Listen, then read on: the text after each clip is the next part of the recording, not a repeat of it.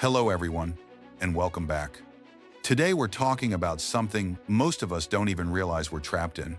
Something that feels good, feels safe, feels comfortable, but maybe quietly changing who we are.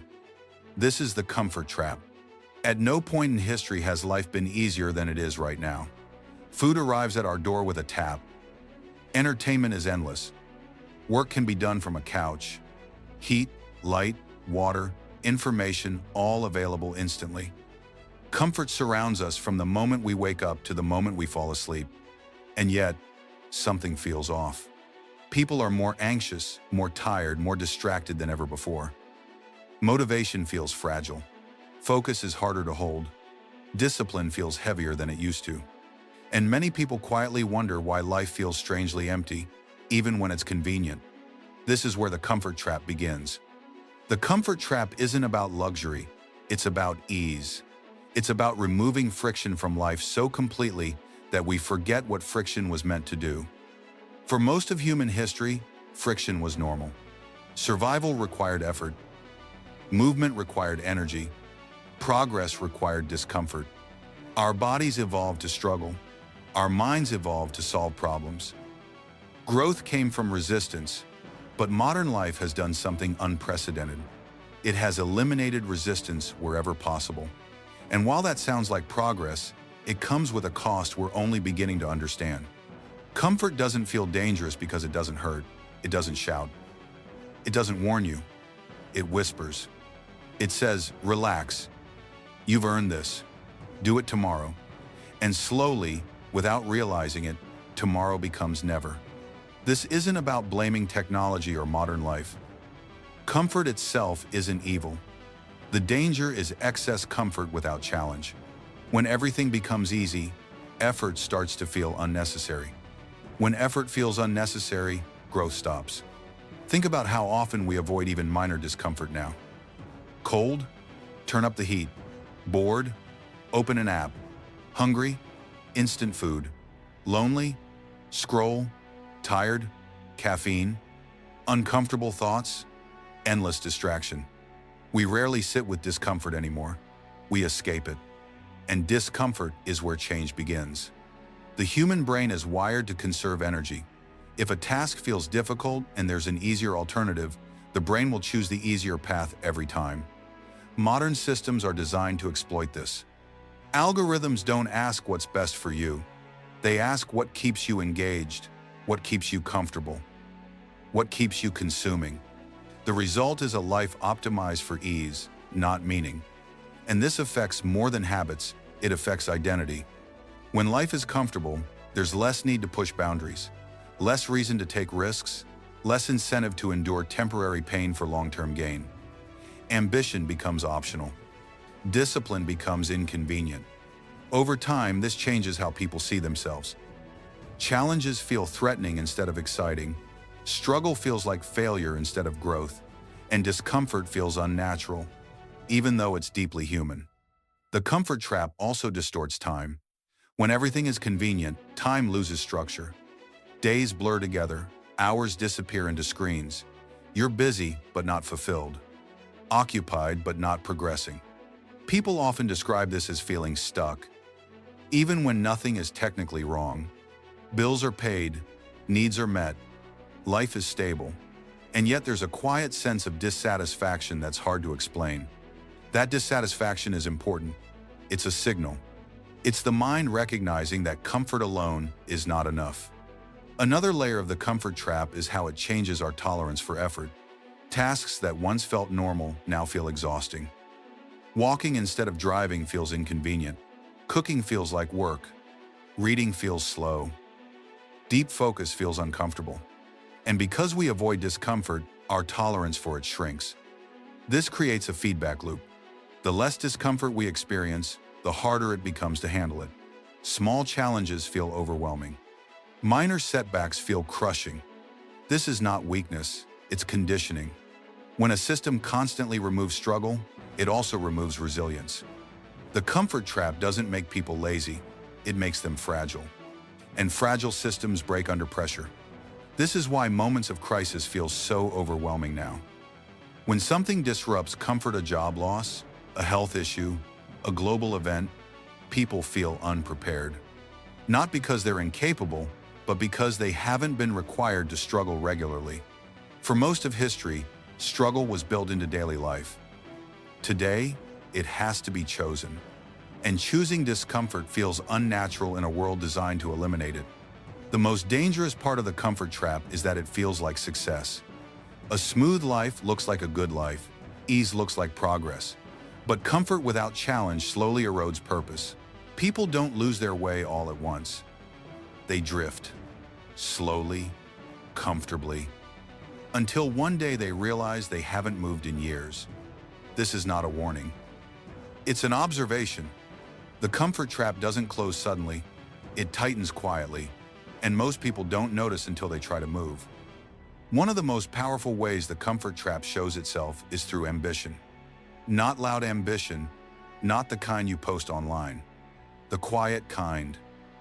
The internal drive to grow, to build, to improve. That drive hasn't disappeared, but it has been softened. When survival isn't at stake, motivation changes. For most of human history, effort was non-negotiable. If you didn't move, you didn't eat. If you didn't learn, you didn't survive. Discomfort wasn't optional. It was built into life. Today, effort is optional. And optional effort is fragile. Modern systems reward consistency of consumption more than consistency of effort. You can fail at discipline and still be entertained. You can avoid growth and still feel busy. You can postpone hard decisions indefinitely while life continues comfortably around you. This creates a dangerous illusion. The feeling of progress without actual movement. People often confuse stimulation with progress. Watching content feels productive. Planning feels like action. Talking about goals feels like working toward them. But without friction, these activities don't transform anything. Comfort fills the gap where effort used to be. This has a deep impact on discipline. Discipline isn't built through motivation. It's built through repeated discomfort. Doing something when you don't want to. Staying focused when it's boring. Continuing when quitting would feel better.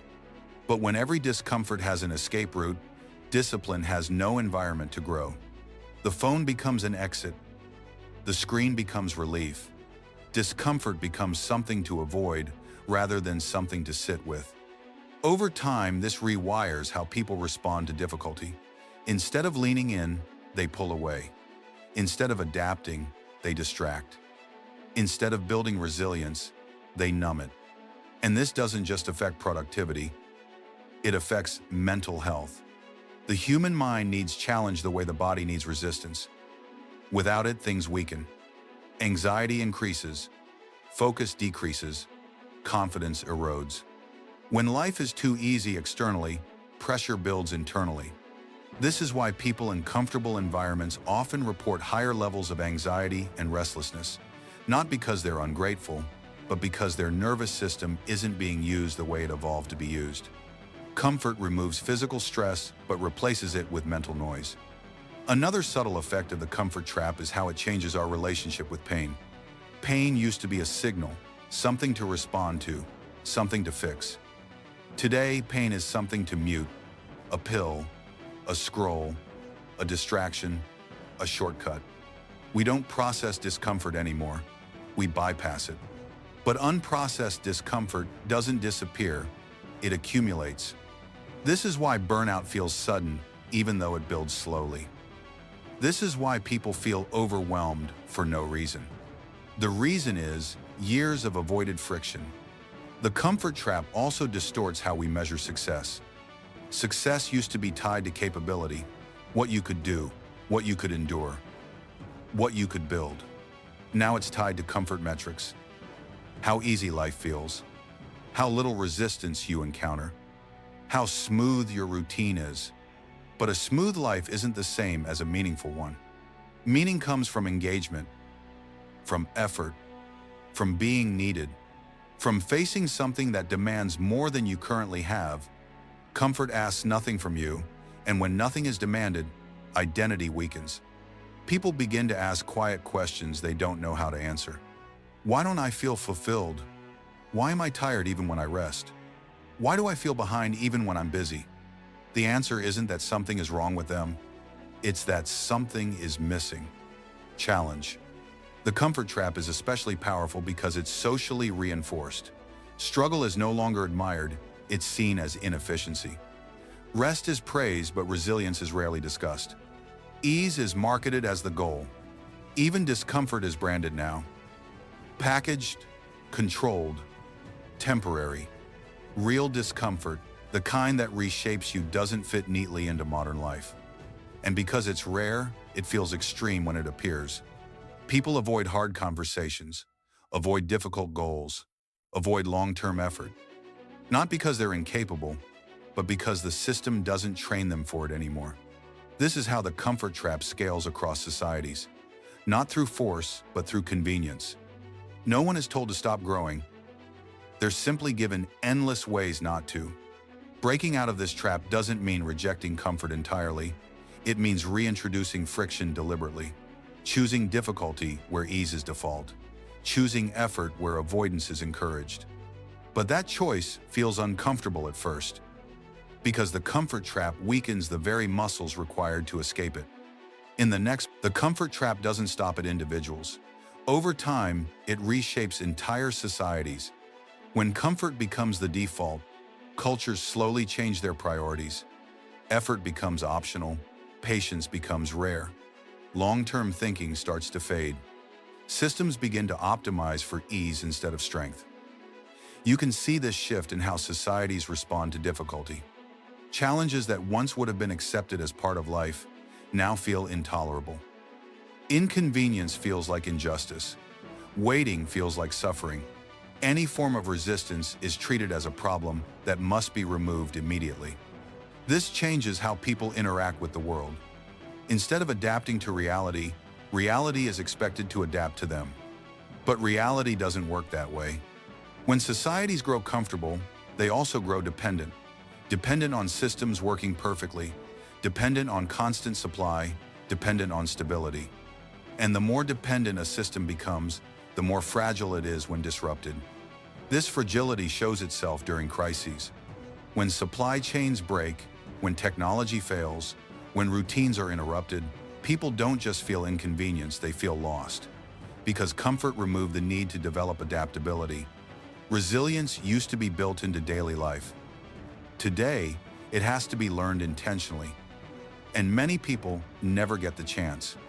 The comfort trap also changes how future generations are raised. Children grow up in environments where boredom is eliminated instantly. Silence is filled. Difficulty is softened. Failure is avoided. Discomfort is seen as something harmful rather than formative. But boredom teaches creativity. Difficulty teaches patience. Failure teaches resilience. When these experiences are removed, something essential is lost. Young people enter adulthood with more information than any generation before them, but less tolerance for uncertainty. They are highly connected, yet easily overwhelmed. Capable, but unsure of themselves. This isn't because they are weaker. It's because they were never required to build certain strengths. Comfort delayed those lessons. Another societal effect of the comfort trap is how it reshapes values. Speed is rewarded more than depth. Convenience is rewarded more than quality. Short-term satisfaction outweighs long-term development. This influences everything: education, work, relationships, even creativity. Learning becomes about shortcuts. Careers become about efficiency. Relationships become about comfort rather than commitment. Discomfort is seen as a sign something is wrong, rather than a sign something meaningful is happening. Over time, this erodes craftsmanship. Deep skills take time. Mastery requires repetition. Excellence requires tolerance for boredom and frustration. But in a comfort-driven culture, anything slow feels outdated. So societies produce more content, but less substance. More activity, but less progress. The comfort trap also affects how people relate to responsibility. When systems are designed to remove friction, they also remove consequences. Mistakes are softened, safety nets expand, and while protection is important, overprotection can weaken accountability. People begin to externalize responsibility. Problems are blamed on systems, on circumstances, on timing. Personal agency shrinks, not because people don't care, but because the environment doesn't demand it. Responsibility grows where effort is required. When effort is optional, responsibility feels negotiable. This is one of the quietest effects of the comfort trap. It doesn't make people careless. It makes them disconnected from cause and effect. And when cause and effect blur, growth slows. Comfort also changes how societies define progress. Progress becomes smoother experiences, faster delivery, easier access, more convenience. But progress used to mean something else. It meant becoming more capable, more resilient, more adaptable. Those forms of progress are harder to measure, so they're often ignored. Yet they're the ones that matter most when conditions change. History shows that civilizations don't collapse because they lack comfort. They struggle when they lack resilience. The comfort trap doesn't destroy societies overnight. It slowly shifts them into a state where they're optimized for ideal conditions and unprepared for anything else. This is why periods of rapid comfort often precede periods of instability. Not because comfort is bad, but because it wasn't balanced with challenge. The most dangerous part is that the comfort trap feels humane. It feels kind. It feels like care. Removing struggle looks like progress. But struggle isn't the enemy. Unnecessary suffering is. There's a difference. Struggle builds capacity. Suffering drains it. Modern systems are very good at removing visible suffering, but not always good at building capacity in return. So societies grow softer without growing stronger. And when external pressure increases economic shifts, environmental stress, and technological disruption, the internal strength needed to adapt is often missing. This is the long-term cost of comfort without resistance. The comfort trap doesn't mean people are doomed. It means something essential has been neglected. Strength isn't inherited, it's practiced. Resilience isn't genetic, it's trained. And when environments stop training those qualities, they fade. The question now is simple but uncomfortable. If the comfort trap is real, if it's shaping how we think, work, and live, can we actually escape it? The honest answer is not completely. Modern life is built on comfort, and for good reason. Comfort has reduced suffering, extended lifespans, and improved quality of life in ways previous generations could only imagine. The goal was never to eliminate comfort. The danger begins when comfort becomes the destination instead of the tool. Escaping the comfort trap doesn't mean living harder for the sake of pain. It means reintroducing challenge where it has quietly disappeared. It means understanding that some forms of discomfort are not problems to solve, but signals to listen to. Growth feels uncomfortable. Change feels uncomfortable. Learning feels uncomfortable. That was always true. What's new is how quickly we've learned to escape those feelings. Breaking the comfort trap starts with awareness, not guilt, not shame. Awareness. Once you see how often you choose ease over effort, you start to notice how rarely you're challenged. Not by life, but by yourself. Small, deliberate friction matters. Choosing focus over distraction, movement over convenience, depth over speed, patience over instant relief. These aren't dramatic lifestyle changes. They're quiet decisions. And quiet decisions compound. At a larger level, societies face the same challenge. Progress without resilience creates fragile systems. Convenience without responsibility creates dependence. Comfort without purpose creates emptiness. The strongest systems in history weren't the most comfortable ones. They were the ones that balanced ease with challenge. The same is true for people. A meaningful life isn't defined by how smooth it is. It's defined by how engaged you are with it. By how much responsibility you're willing to carry. By how much discomfort you're willing to tolerate in service of something that matters. The comfort trap doesn't steal ambition overnight. It slowly replaces it with distraction. It doesn't erase purpose. It covers it with noise. And the reason this matters so much today is because the world ahead will not be frictionless.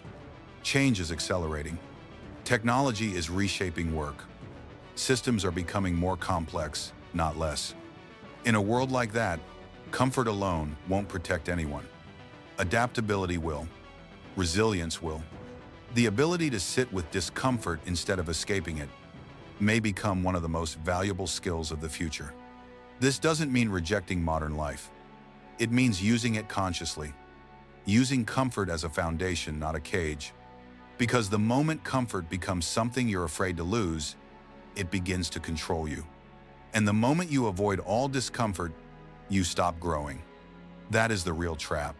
If this documentary made you pause, if it made you reflect on your own routines, habits, or assumptions, then it has done its job. Here on Control Narrative, we create long-form documentaries that explore the systems, ideas, and forces, quietly shaping modern life without hype, without outrage, and without easy answers. If you value thoughtful content like this, consider subscribing to the channel. It helps more than you think, and it allows us to keep creating documentaries that focus on understanding, not noise. Thank you for watching, and we'll see you in the next one.